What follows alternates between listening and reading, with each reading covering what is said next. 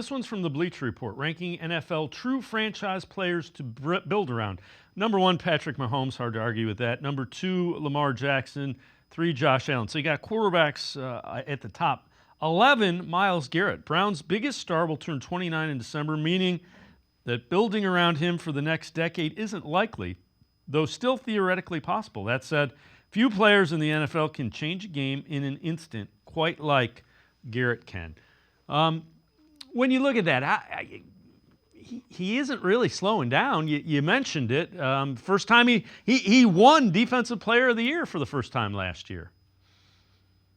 I think that despite his age, you can expect to get a handful more just absolutely elite takeover years from him. And then as he, will decline with age, like Father Time gets everybody, I don't think it's going to be this steep fall off for him. I think that he is going to be able to have a longer sustained career, even into his mid 30s, because he is that talented. So yeah, of course, when you go through these exercises and you say, oh, players to build around, you love picking the guys that are in their early to mid 20s because you get so many more years out of them. That's truly, you are building a franchise around them. But I would say that sometimes we emphasize that a little bit too much, right? As a draft guy, I can fully admit that I've heard way too many times in my life, oh, you draft this player, you don't have to worry about him for the next 10 years. How many times do you actually get that? It's very, very, very few. And instead, if you tell me I'm getting 5 more elite years out of Myles Garrett from what we've seen from him over the last 5 years, I will absolutely take that in that top 12 of those selections of players there.